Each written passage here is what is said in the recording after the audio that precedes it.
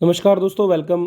स्वागत करता हूं आप सभी का एक बार फिर से आर्य जंक्शन पर। मैं हूं घनश्याम शर्मा और नवंबर माह की शुरुआत करते हुए आज बात करेंगे दिनांक 1 और 2 नवंबर 2020 की सभी प्रमुख खबरों के बारे में। तो यदि आप आरपीएससी के किसी भी महत्वपूर्ण एग्जाम की तैयारी कर रहे हैं तो ये करंट अफेयर्स आपके लिए हैं, जिनको डेली देखकर आप इन्हें तैयार कर सकते हैं।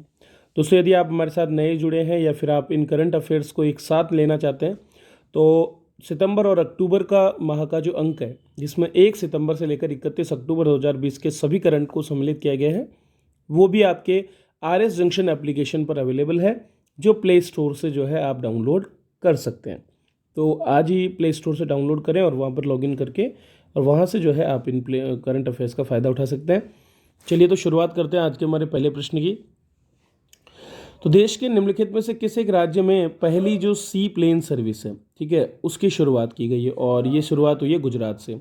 दरअसल दोस्तों, सी प्लेन एक इस तरह का प्लेन होता है जिसमें क्षमता होती है किसी भी जल राशि पर उतरने की, ठीक है। तो इसमें क्या होता है कि एक तरह से प्लेन को जो है माउंट कर दिया जाता है और ये प्लेन जो है ये नदी के क्षेत्रों में या फिर तालाबों में, समुद्र में जल राशि पर जो है उतरने में सक्षम होता है। तो इसकी शुरुआत कहाँ से की गई है? आपके साबरमती रिवर फ्रंट और केवड़िया, ठीक है। केवड़िया कहाँ है? केवड़िया गुजरात में ही है। स्टैच्यू ऑफ यूनिटी जहाँ पर स्थापित की गई है, वही स्थान दरअसल केवड़िया है और वहाँ पर जो है आपको एक अद्भुत दृश्य या नज़ारा जो आपके स्टैच्यू ऑफ लिबर्टी, जो कि सरदार पटेल की मूर्ति है, उसका दिखाने के लिए इसका प्रयोग होगा। ये 30 मिनट अवधि की ये उड़ान होगी और स्पाइस जेट की सहयोगी कंपनी स्पाइस शटल द्वारा जो है इसको ऑपरेट किया जाएगा। इस प्लेन में 19 यात्री सफ़र कर सकते हैं। 3,377 किलो का वजनीय जो है एक विमान है, जो कि लगभग 272 लीटर ईंधन प्रति घंटे खपत करता है। पानी और ज़मीन दोनों जगह से उड़ान भर सकता है और इसे दोनों ही जगह लैंड भी किया जा सकता है। सबसे बड़ी खासियत यह है कि इस विमान के लिए लंबे रनवे की ज़रूरत नहीं है। ये 300 मीटर लंबे रनवे से ही उड़ान भर सकता है और इसीलिए इसको नदी और तालाब से भी उड़ाया जा सकता है। इसके लिए सिर्फ फ्लोटिंग जेटी की ज़रूरत होती है, जो इसे पानी में उतरने में सक्षम बनाती है। सी प्लेन की शुरुआत से अब क्या होगा कि हर कोने में जहाँ पर भी बड़ा रनवे नहीं है वहाँ पर भी उतारा जा सकेगा और इससे जो है उड़ान योजना जो हमारी है, उड़े देश का आम नागरिक, उस योजना के अंतर्गत जो है लागू किया गया है। जहाँ पर एयरपोर्ट नहीं है वहाँ पर, और इसके साथ साथ समुद्री बचाव अभियान और जंगलों में अगर आग लगे तो ऐसे मामलों में भी इसका प्रयोग किया जा सकता है। तो आने वाले टाइम में ज़रूर आप इन चीज़ों को देख पाएंगे। चलिए अगले प्रश्न की बात करते हैं। राष्ट्रीय एकता दिवस। दोस्तों, 31 अक्टूबर को सरदार पटेल की जयंती के अवसर पर राष्ट्रीय एकता दिवस मनाया जाता है और इसी क्रम में पूरे देश भर में एक विशेष फिट इंडिया वॉकेथॉन जो है उसको शुरू किया गया है जैसलमेर से। तो जैसलमेर में जो है 200 किलोमीटर लंबी फिट इंडिया वॉकेथॉन को शुरू किया गया। ये जो वॉकेथॉन है ये भारत तिब्बत सीमा पुलिस बल जो है उसके द्वारा आयोजित की जा रही है और इसके अंतर्गत जो है ये वॉकेथॉन 3 दिनों तक चलेगा, जिसमें 200 से ज़्यादा आईटीबीपी के जवान और अन्य केंद्रीय सशस्त्र पुलिस बल, जिसमें सीआरपीएफ और अन्य बल जो है वे सभी उनके जो कर्मी हैं वो 200 किलोमीटर से भी ज़्यादा दूरी तक पैदल मार्च करेंगे। वॉकेथॉन मार्च दिन रात जारी रहेगा और भारत पाकिस्तान सीमा के साथ स्थित जो क्षेत्र है जहाँ पर थार रेगिस्तान के टीले हैं वहाँ से ये गुजरेगा। ज़्यादातर हिस्सा अंतर्राष्ट्रीय सीमा के साथ लगा हुआ है और यहाँ कई लड़ाई और युद्ध पहले हो चुके हैं। फिट इंडिया वॉकेथॉन का उद्देश्य भारत में फिट और स्वस्थ जीवन शैली के बारे में जागरूकता पैदा करना है, ताकि लोग स्वास्थ्य के महत्व को समझें, फिट रहने के महत्व को समझें। यह हाल ही में संपन्न फिट इंडिया फ्रीडम रन जो है उससे भी जुड़ा हुआ है और फिट इंडिया फ्रीडम रन एक ऐसी रन रही जिसमें पूरे भारत में लगभग 6.5 करोड़ से ज़्यादा लोगों ने भागीदारी रखते हुए फिट रहने के प्रति अपनी जागरूकता को दर्शाया है। तो ये है एक और कार्यक्रम जो कि स्वास्थ्य क्षेत्र को बढ़ाने के लिए और लोगों को जागरूक करने के लिए किया जाएगा। अगले प्रश्न की बात करते हैं। कोरोना वायरस को लेकर के लगातार जो है हम काफ़ी कुछ हमें देखने को मिल रहा है और इसी क्रम में जो है एक पोर्टल को लॉन्च किया गया है। ऐसा पोर्टल जो डॉक्टर्स के लिए लाभदायक है और जिस पर लोगों को कोरोना नैदानिक परीक्षणों के बारे में जानकारी मिलती है। नैदानिक परीक्षण का मतलब है वे सभी तरीके जिनसे कोरोना का संभावित उपचार किया जा सकता है। क्योर्ड नामक एक पोर्टल है, ठीक है, CURED। तो ये क्योर्ड नामक जो पोर्टल है वहाँ से जो है जानकारी मिल पाएगी सभी चिकित्सकों को कि किस तरह से वे कोरोना वायरस जैसी जो डिजीज़ है उससे जुड़े हुए नए नवाचारों का उपयोग कर सकते हैं। तो केंद्रीय विज्ञान और प्रौद्योगिकी स्वास्थ्य मंत्र जो हमारा परिवार कल्याण और पृथ्वी विज्ञान मंत्री हैं डॉक्टर हर्षवर्धन, उनके द्वारा CSIR के इस पोर्टल की शुरुआत की गई और इस पोर्टल पर जितने भी नैदानिक परीक्षण हमारे हो रहे हैं उनकी जानकारी वर्तमान में अवेलेबल है।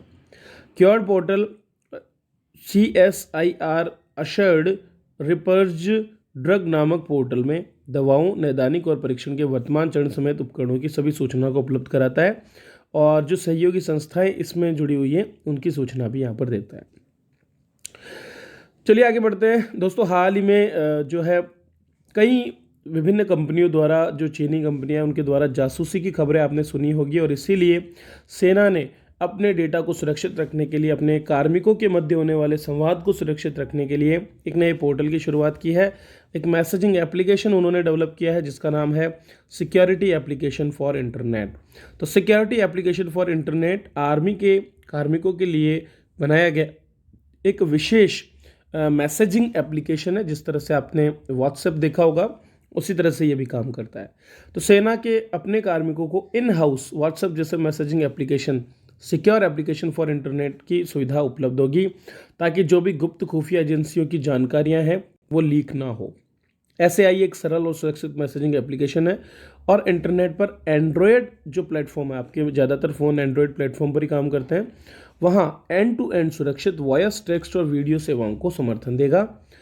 SAI को पहले राजस्थान में एक सिग्नल यूनिट के commanding officer colonel Sai Shankar द्वारा विकसित किया। देखो ये साई नाम है ना, इसी पर जो नाम रखा गया है SAI, ठीक है। तो SAI जो नाम रखा गया है वो किस पर रखा गया है? इन्हीं के साई नाम पर। तो कर्नल साई शंकर द्वारा विकसित किया गया और फिर इसको जो टीम है उसके द्वारा अपग्रेड किया गया। बाद में सर्ट इन जो हमारी है, centre for emergency response team जो है, वो टीम जो है आपातकालीन कंप्यूटर आपातकालीन प्रतिक्रिया टीम, उसके द्वारा और सेना साइबर समूह द्वारा जो है परीक्षण इसका किया गया है ताकि ये मानकों पर खरी उतर सके। चलिए अगले प्रश्न की बात करते हैं दोस्तों। एक और इंडेक्स जो है जारी किया गया है हाल ही में और ये इंडेक्स जो है सभी राज्यों के द्वारा जो सर्विसेज दी जा रही है, जो पब्लिक अफेयर्स की स्थिति है उसको दर्शाता है। तो पब्लिक अफेयर्स इंडेक्स 2020 में केरल राज्य प्रथम स्थान पर है। बेंगलुरु की एक NGO है, उसने ये पब्लिक अफेयर्स इंडेक्स की रिपोर्ट जारी की है। इसमें अगर हम केंद्र शासित प्रदेशों की बात करें तो चंडीगढ़ इसमें पहले स्थान पर है, ठीक है, और पुडुचेरी दूसरे स्थान पर है। इसी में जो यूटीज़ और राज्यों की दूसरी जो रैंकिंग है उसमें केरल पहले स्थान पर है, जबकि उत्तर प्रदेश, ओडिशा और बिहार सबसे लास्ट में है। उत्तर प्रदेश में सबसे बुरा हाल है। रिपोर्ट के मुताबिक केरल 1.388 सूचकांक अंक, तमिलनाडु 0.912, आंध्र प्रदेश 0.531 और कर्नाटक 0.468 के साथ टॉप 4 कंट्री जो हमारे स्टेट्स हैं उनमें है।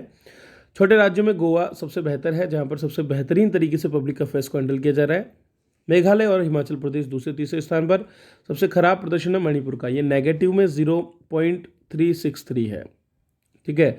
दिल्ली उसके बाद और उत्तराखंड उसके बाद। तो ये टॉप जो नीचे के बॉटम 3 हैं उनके नाम हैं। अभी इसके बारे में थोड़ा सा जानकारी ले लेते हैं कि ये है क्या। इस संगठन जो है, ये संगठन जिसकी मैं बात कर रहा हूँ बेंगलुरु का, संगठन के अध्यक्ष है भारतीय अंतरिक्ष अनुसंधान संगठन के पूर्व प्रमुख के कस्तूरीरंगन। PAI क्या करता है? PAI जो है सस्टेनेबल डेवलपमेंट जो है उसको दर्शाता है कि क्या कोई राज्य पब्लिक अफेयर्स में सस्टेनेबल डेवलपमेंट पर ध्यान दे रहा है। राजस्थान की बात करूँ तो 11वें स्थान पर राजस्थान रहा है और हमारा स्कोर नकारात्मक रहा है। PAI के अनुसार ये जो इंडेक्स है ये इक्विटी की कोई भी सुविधाएं जो मिल रही है वो क्या समतापूर्वक है, ग्रोथ क्या पिछली बार की तुलना में क्षमताओं में अब की बार वृद्धि हुई है, और संधारणीयता अर्थात जिस भी फैसिलिटी को आपने शुरू किया क्या आप उसे मेंटेन करने में सक्षम है। इन सभी चीज़ों को देखते हुए सतत विकास के रूप में शासन के प्रदर्शन का विश्लेषण करता है। चलिए अगला प्रश्न दोस्तों, एक और नवाचार। देश में पहले रिसोर्स सेंटर न्याय कौशल का उद्घाटन हो चुका है और ये जो ई रिसोर्स सेंटर न्याय कौशल है ये शुरू हुआ है नागपुर में। दरअसल नागपुर में जो न्यायिक अधिकारी प्रशिक्षण संस्थान है, इसी संस्थान में हमारे चीफ जो हैं, हमारे जो मुख्य न्यायाधीश हैं सुप्रीम कोर्ट के, उनके द्वारा इस ई रिसोर्स सेंटर न्याय कौशल का उद्घाटन किया। क्या करेगा ये?